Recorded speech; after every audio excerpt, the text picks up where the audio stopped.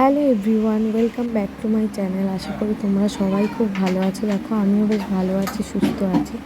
তো চলো তোমাদের সঙ্গে একটা আমের চাটনির রেসিপি শেয়ার করছি। তো চলো দেখতে থাকো রেসিপিটা, আশা করি সকলের খুব ভালো লাগবে। চলো দেখো, আমগুলো কেটে ধুয়ে রেখেছিলাম।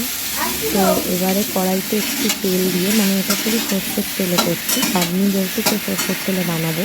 তো কড়াইতে একটু সর্ষের তেল দিয়ে তার উপর সর্ষে ফোড়ন দিয়েছি। দেওয়ার পরে ধোয়া আমগুলো দিয়ে দিলাম, দিয়ে একটু নেড়ে চেড়ে তার উপর হলুদ গুঁড়ো, জিরের গুঁড়ো দিয়ে নুন দিয়ে নেড়ে চেড়ে পরিমাণ মতো জল ঢেলে চাপা দিয়ে রেখেছিলাম।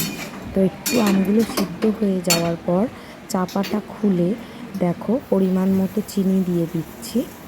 তো যে মশলাটা আমি লাস্টে দেবো, মশলাটা বলছি তোমাদের, মৌরি শুকনো লঙ্কা শুকনো কড়াতে ভেজে ওটা গুঁড়ো করে রেখে পেস্ট করে আমি একটা কৌটোয় করে ভরে রেখেছিলাম। তো যখন চাটনি করি তো ওটাই দিয়ে দিই। তো দেখো নামানোর বেশ কিছুক্ষণ আগে ওই মশলাটা দিয়ে নেড়ে চেড়ে নামিয়ে নেবো। এবার তো চলো দেখো রেডি গরম গরম আমের চাটনি। তো দেখো চাটনিটা প্রায় হয়ে গেছে। তো চাটনির কালার কম্বিনেশনটা কীরকম এসেছে দেখো।